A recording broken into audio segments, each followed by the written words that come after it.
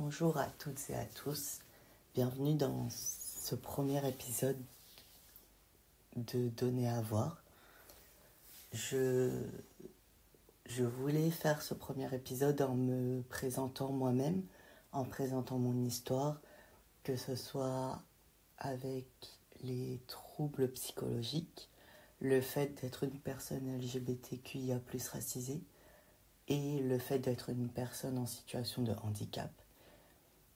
Je voulais parler de mon histoire car sur cette chaîne, j'ai envie de faire en sorte de pouvoir donner la parole à des personnes concernées. Et je trouvais ça très bien de parler moi-même de mon vécu pour pouvoir donner ensuite la parole à d'autres personnes pour qu'ils puissent comprendre qu'ils ne sont pas les seuls à se dévoiler et que moi aussi je l'ai fait. Dans cet épisode, je vais vous parler de mon histoire qui n'est pas une généralité. Je vais vous parler du cheminement que j'ai fait dans ces 3 domaines. J'espère que ça ne va pas trop choquer certaines personnes car je vais parler de sujets assez importants comme le fait de se faire harceler scolairement, le fait d'avoir fait une tentative de suicide. Donc je préférais mettre un trigger warning. Je comprends que cela puisse faire de la peine à des personnes car ils peuvent revoir leur situation ou juste ne pas être bien face à ces sujets.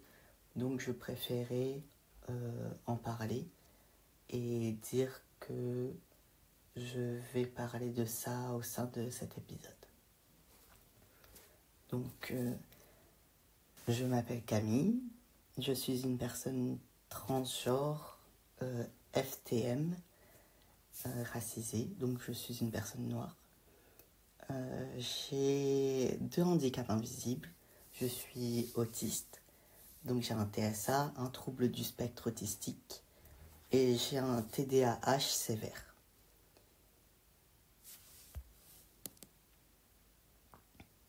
Je me suis posé assez tôt la question de savoir si j'étais une personne hétéro, sans même savoir ce que c'était au final. J'ai commencé à l'école primaire vers le CE1, CE2 à me poser des questions à ce sujet, sans savoir ce que c'était bien sûr, car c'est à ce moment-là que les petites filles de mon âge commençaient à trouver des garçons beaux et moi je n'avais pas d'attirance pour eux. Je me souviens que ça me mettait assez mal à l'aise parce que les filles de mon âge commençaient déjà à avoir des petites amourettes et moi je ne comprenais pas pourquoi elles allaient vers les garçons et moi je n'avais pas envie. Je sais que je me suis dit que c'était peut-être parce qu'ils n'étaient pas intéressants ou d'autres choses comme ça. Par la suite, je suis rentrée au collège et c'est là que j'ai commencé à comprendre que je n'étais pas du tout intéressée par les garçons à ce moment-là. Et je suis même tombée dans le stéréotype de la fille qui commence à trouver sa meilleure amie, entre guillemets, attirante. Je me suis dit que c'était vraiment pas normal et que personne n'était comme ça, car dans mon entourage, on n'avait jamais parlé et surtout, je n'avais pas d'exemple de personnes LGBT à l'époque. Donc, je me suis forcée à sortir avec des garçons au collège parce que je me disais qu'il fallait pas que d'autres personnes sachent ce que j'étais, ce que je ressentais pour les filles aussi. Et au collège aussi, on commence à te chambrer si tu fais pas les choses comme tout le monde. Donc ça m'avait un peu mis un coup au moral car c'est vraiment à ce moment-là que j'ai compris que, entre guillemets, je n'étais pas comme les autres. Je me suis posé vraiment beaucoup de questions, mais j'ai jamais osé demander à mes parents à ce moment-là si c'était possible, ou même poser des questions à mes parents pour me documenter, car je me disais qu'ils n'allaient pas comprendre ou qu'ils allaient me juger. Donc j'ai préféré garder ça pour moi. C'est à ce moment-là aussi, je pense, que j'ai commencé à me dire que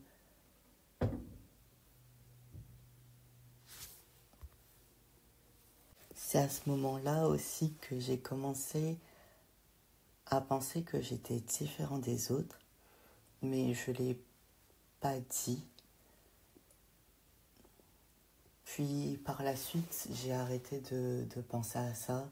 J'ai préféré être dans le déni. Et je suis sortie avec des garçons par dépit, parce que je me disais que c'était la normalité, donc fallait le faire. J'ai vraiment commencé à sortir du déni quand j'étais au lycée, car je m'intéressais à une fille de ma classe.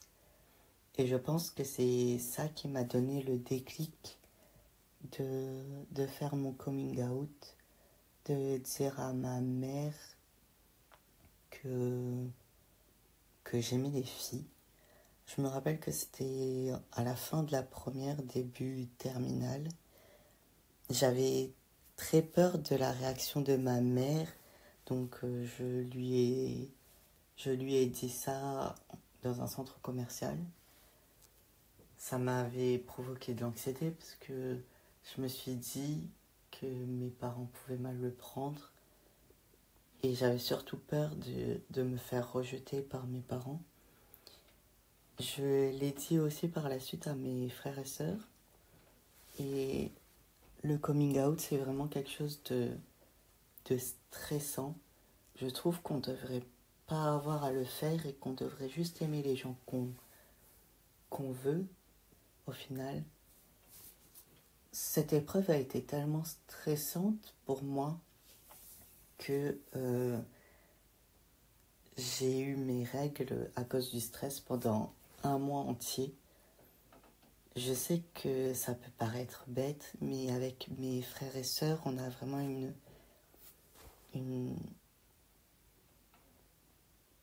on est vraiment fusionnels, et j'avais peur de les blesser ou peur de me faire rejeter par eux. Du coup, l'anxiété, elle était plus élevée quand je l'ai dit à mon frère et mes sœurs. Mais ils l'ont super bien pris et je suis très heureux de ça. Ils m'ont même beaucoup aidé et épaulé. Et leur amour pour moi n'a jamais changé. Donc merci vraiment à eux.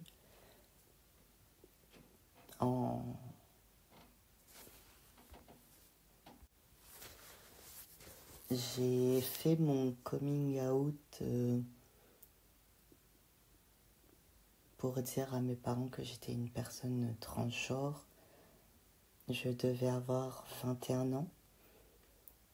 Je l'ai fait parce que j'avais du mal à voir mon corps, à le regarder dans la glace, à m'aimer tout court.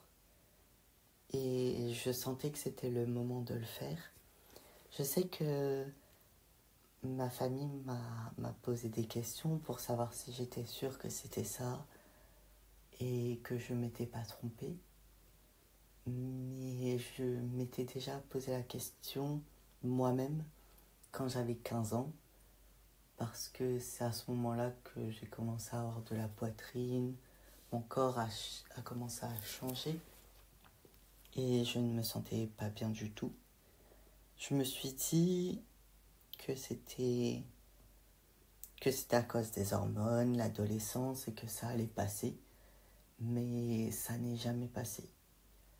J'ai eu des troubles du comportement alimentaire au lycée, d'ailleurs, car quand je prenais du poids, j'avais de plus en plus de seins et ça me mettait dans un état où mon corps arrivait à me dégoûter. Je ne mangeais plus correctement, je buvais seulement, je faisais énormément de sport pour perdre des kilos que je pensais avoir alors que je ne les avais pas. Et j'ai commencé à voir mon corps autrement car je pensais qu'il était plus gros qu'il n'était réellement. J'ai eu de la dysmorphophobie et pendant un long moment ça m'a poursuivi. J'ai compris après l'annonce de ma transition et surtout après avoir pris les hormones, quand la répartition de mes graisses s'est faite différemment, que mes troubles alimentaires étaient principalement dus au fait que je ne me sentais pas bien dans mon corps, que le reflet que je pouvais avoir de moi dans la glace n'était pas celle que j'avais de moi mentalement. Et le fait d'avoir pris des hormones, que la répartition des graisses se soit faite différemment, qu'on m'ait enlevé la poitrine, m'a beaucoup aidé à remanger correctement, à reprendre goût à manger, à arrêter d'aller sur la balance, car je me pesais peut-être 2 fois par jour. Et maintenant, je n'ai plus le droit d'avoir une balance ou de me peser, mais à partir d'aujourd'hui, au jour d'aujourd'hui, je ne me sens plus obligée d'y aller, d'aller me peser, de regarder ce que je mange, de me priver dans le fait de manger, ou de me dire, là j'ai un peu trop mangé, alors il faut que je me prive. Je me sens beaucoup mieux dans mon corps et je ne ressens plus le besoin de me faire du mal en me privant de repas pour aller mieux, tout simplement. Je pense que le fait de me priver de repas me faisait me sentir bien, même si j'allais très mal. Mes parents ma mère et mes frères et sœurs m'ont souvent dit que si je perdais encore plus de poids, je devrais aller à l'hôpital et être soit sondée ou avoir une perfusion pour pouvoir me nourrir correctement. Et c'était quelque chose de compliqué parce que moi, quand je n'allais pas bien, quand j'avais ces troubles alimentaires, du coup l'anorexie mentale, je ne comprenais pas que je me faisais du mal et surtout je ne remarquais pas vraiment que j'avais perdu autant de poids que ça. J'ai compris que je commençais à être dans un stade de l'anorexie qui allait être grave quand j'ai commencé à petit ne plus avoir mes règles. J'allais être aménorrhée et c'est à ce moment-là que j'ai compris qu'il fallait que je fasse quelque chose. Donc je suis allée voir le psychologue du lycée pour être aidée, que ce soit pour l'anorexie et pour une dépression que j'avais, une dépression sévère. Mais pour moi, elle n'était pas vraiment sévère à ce stade-là, parce que j'ai grandi avec une dépression. J'ai commencé à avoir des idées noires ou ne pas être bien tout court depuis enfant.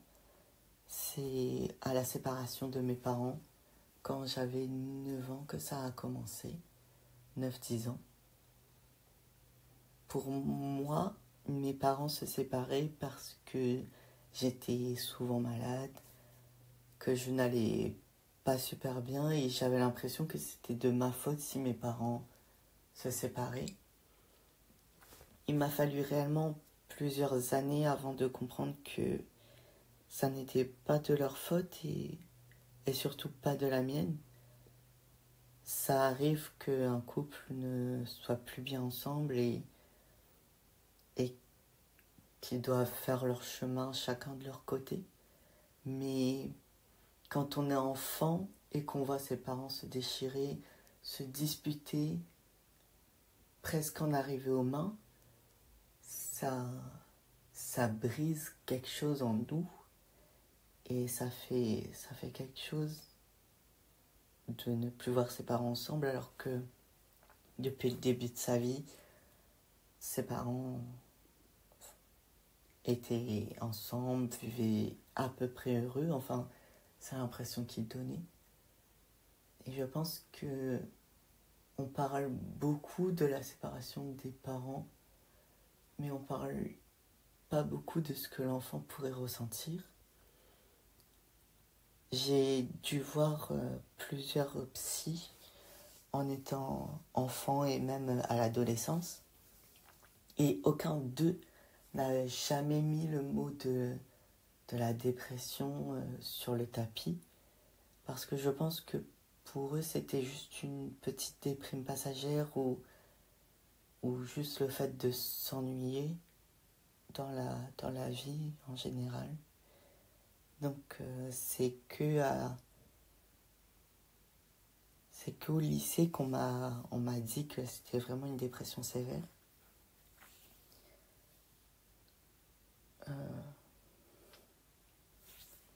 J'ai fait une tentative de suicide vers mes 17-18 ans. Je n'ai pas parlé de ça tout de suite à ma famille pour pas les inquiéter, car pour moi, c'était pas quelque chose de grave, car je n'avais pas réussi à m'ôter la vie.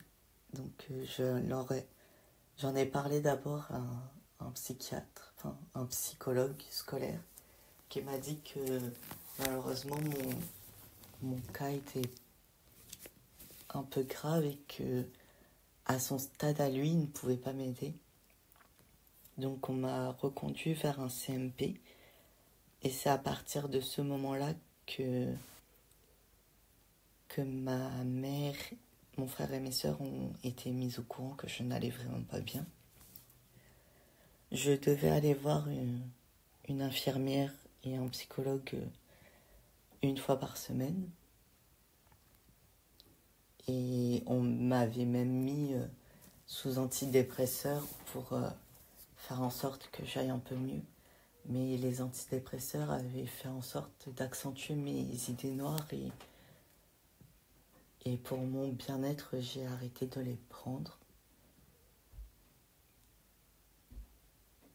Avec un peu de recul, je pense que c'était pas les antidépresseurs qui m'avaient donné plus d'idées noires, même si je sais que c'est l'un des effets secondaires de certains antidépresseurs. Mais je pense que mon mal-être était devenu tellement grand que je voyais que ça comme alternative. Et par la suite, je me suis dit que je ne pouvais pas faire en sorte que mon frère et mes sœurs soient dans une aussi grande peine que moi. Donc, que j'allais plus faire de tentatives de suicide. Et que j'allais essayer d'aller mieux.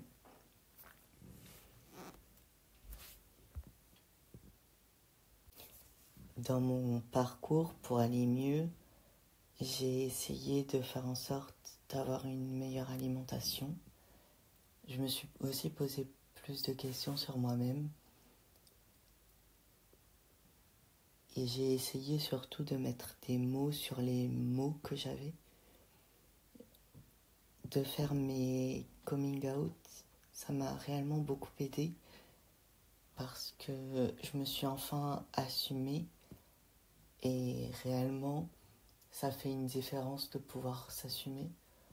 Je sais que beaucoup de personnes ne le peuvent pas car ils peuvent avoir des soucis, sinon avec leur famille, leur entourage, être rejetés. Moi, j'ai vraiment eu beaucoup de chance d'avoir des frères et sœurs aussi compréhensifs, un, un père et une mère bien. Je sais que ma mère l'a un peu mal vécu, le fait que je sois une personne transgenre, parce que pour elle, c'était un peu comme lui enlever la fille qu'elle avait. Et je comprends que ça ait pu lui faire de la peine, même si je restais toujours l'enfant qu'elle avait eu, je restais la personne que j'étais. Et je pense qu'elle n'a pas tout de suite compris que c'était pour mon bien. Et c'était surtout vital que je fasse des injections de testostérone, que je me fasse enlever la poitrine.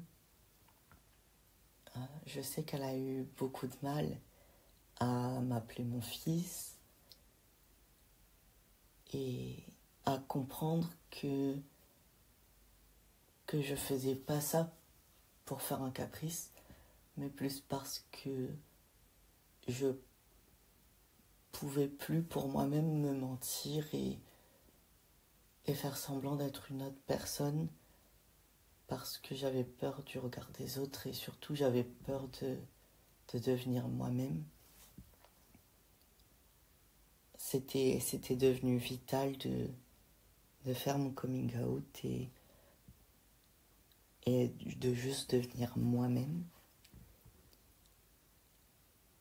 Mon père a très bien pris la chose et je pense qu'il l'a super bien pris parce qu'il est loin et ma mère l'a un peu moins bien pris parce qu'elle était vraiment proche de moi et qu'elle m'a vu grandir physiquement. Maintenant, je suis content qu'elle ait pu comprendre que c'était pour mon bien et qu'elle a pu voir qu'après mon opération, le fait de devenir juste moi, d'avoir un début de pilosité faciale, de me sentir mieux dans mon corps, ça m'a beaucoup aidé dans mon acceptation. Et également dans le fait d'avoir pu avoir des diagnostics pour mes différents handicaps, que ce soit pour le TSA et pour le TDAH.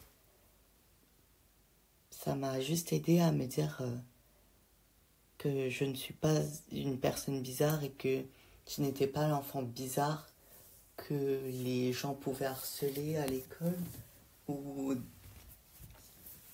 au lycée. Parce que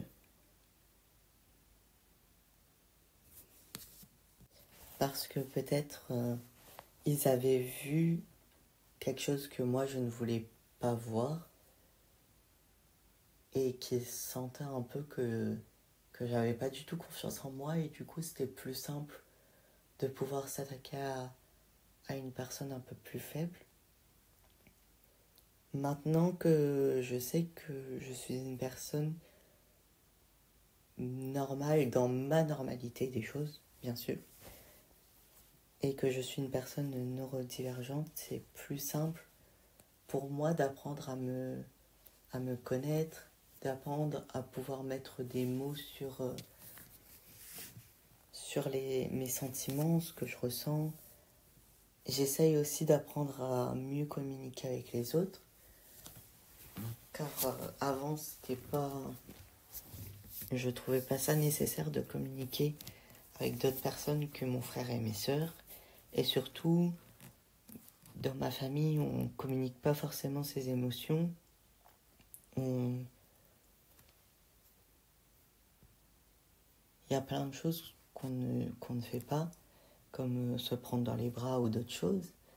Et pour moi, c'était normal de ne pas le faire avec les autres.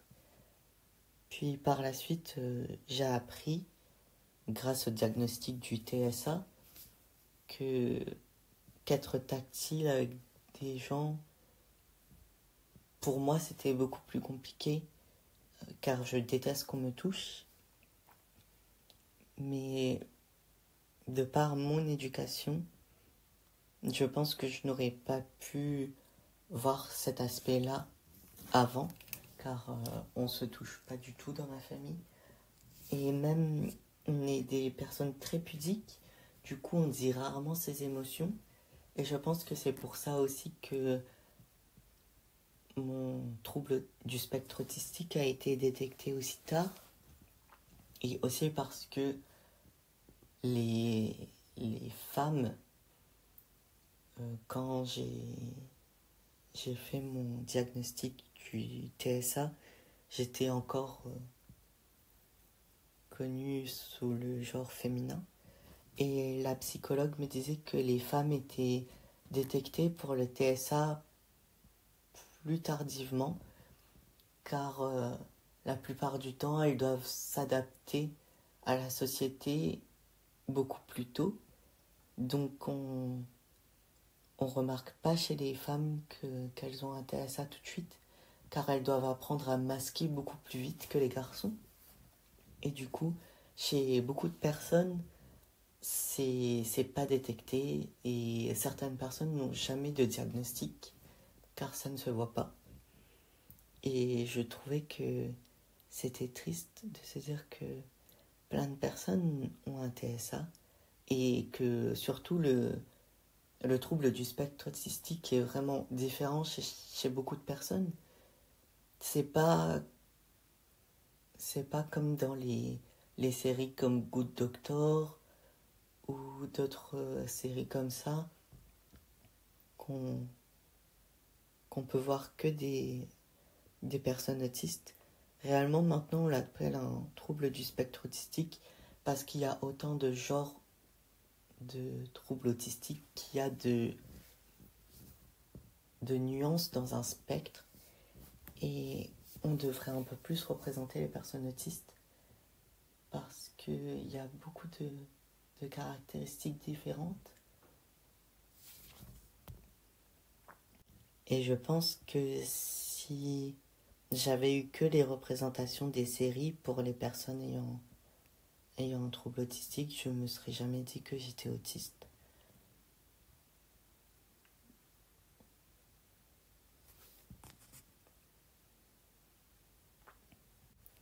Pour le TDAH, je pensais que c'était normal d'avoir plein de projets en même temps, d'avoir plein de passions en même temps. Par exemple, d'apprendre à dessiner, faire de la linogravure, ou de passer d'un intérêt spécifique à un autre super rapidement. Et j'ai pu apprendre, grâce au diagnostic, que c'était pas spécialement normal. J'ai pu apprendre aussi que j'étais une personne multipotentielle et que c'était ok d'avoir envie de faire plusieurs boulots en même temps, d'avoir envie d'apprendre plusieurs choses en même temps, et surtout que c'est ok de sortir de la normalité. D'apprendre, d'avoir un diagnostic, ça m'a fait un choc pour les deux handicaps. Non pas parce que je ne savais pas que j'étais en situation de handicap, bien au contraire. Je l'ai su assez tôt. J'ai compris à partir du collège que j'étais pas comme les autres. Je ne savais juste pas ce que j'avais. Mais on m'avait fait comprendre très rapidement que je sortais de la norme, que ce soit les élèves de l'école, les professeurs, ou même moi en regardant comment réagissaient mon frère et mes sœurs, j'ai compris que je n'étais pas comme les autres. Je ne savais juste pas ce que j'avais. Et quand j'ai appris mes différents troubles,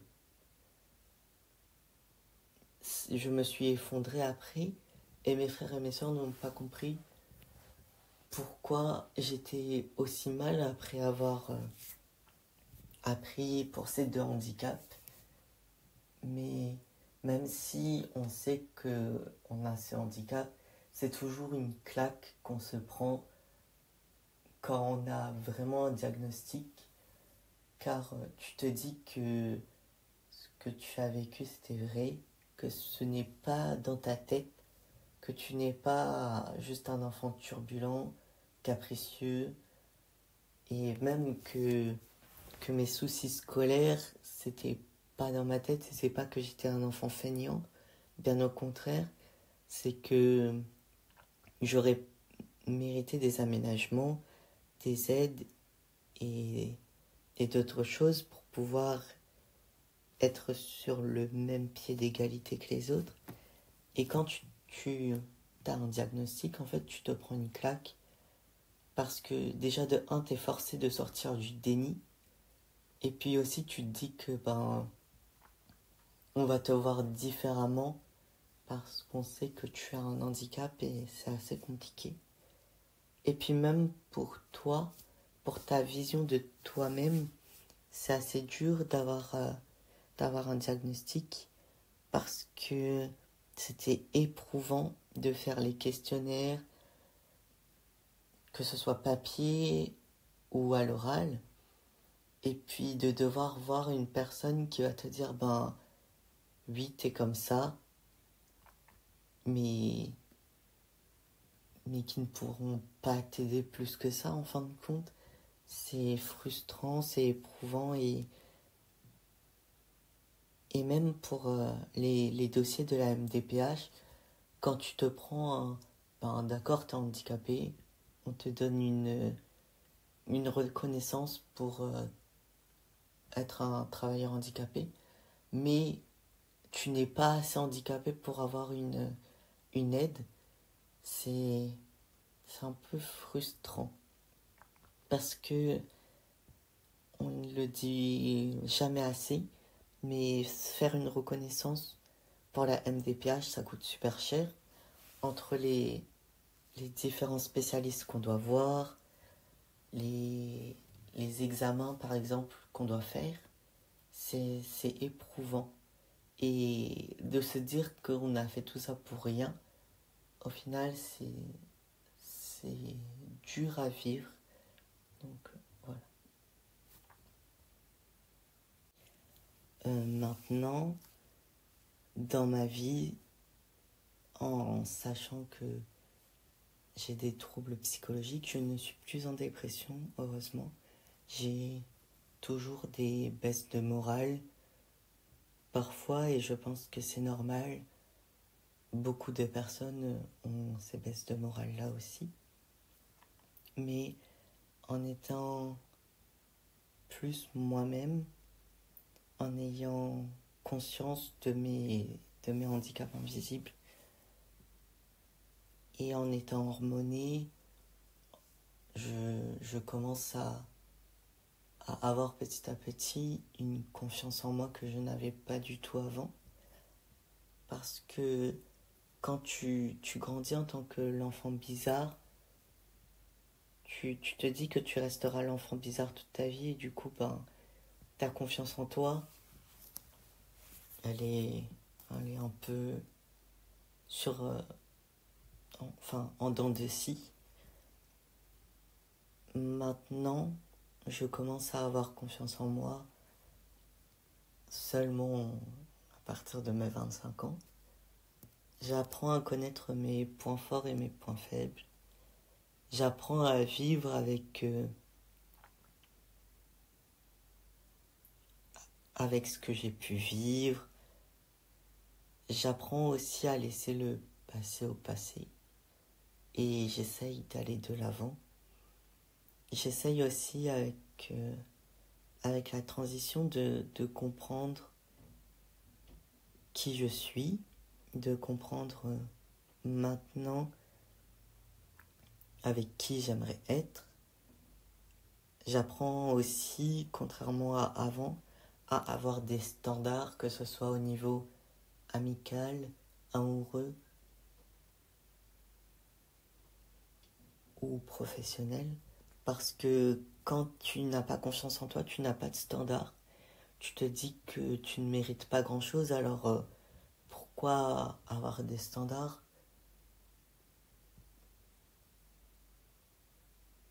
C'est assez triste de le dire comme ça, mais tu prends...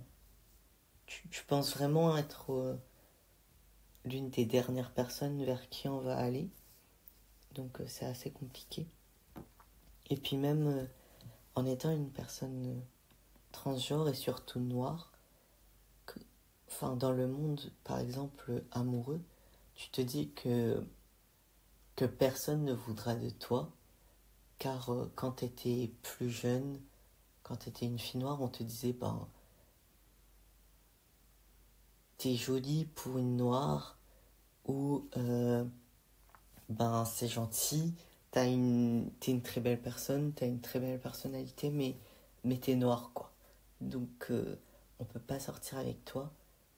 Donc je pense que maintenant, j'ai quand même un peu peur de me mettre avec quelqu'un, car j'aurais peur qu'on me dise, ben, ok, t'es sympa, mais t'es une personne transgenre et surtout noire. Donc c'est un peu flippant, mais grâce aux réseaux sociaux, j'ai pu voir beaucoup de personnes transgenres noires être en couple, être très heureux, et je me rends compte que c'est possible, que moi aussi je peux être avec une personne. C'est juste que pour l'instant, je n'ai peut-être pas assez confiance en moi pour pouvoir être de nouveau sur le monde du dating. Ça arrivera quand ça arrivera, mais pour l'instant, j'apprends à juste avoir plus confiance en moi pour aller aborder les gens.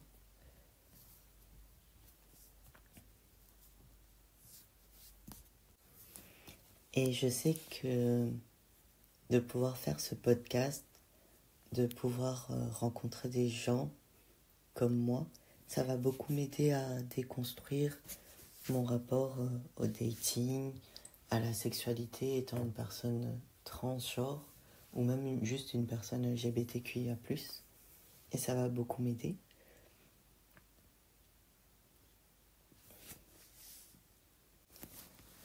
J'espère que cet épisode n'a pas été trop long, qu'il n'a pas été trop compliqué à comprendre. Merci beaucoup de m'avoir écouté. Et surtout, n'oubliez pas que vous êtes des personnes extraordinaires, que vous méritez d'être aimés correctement et que vous méritez juste d'être vous.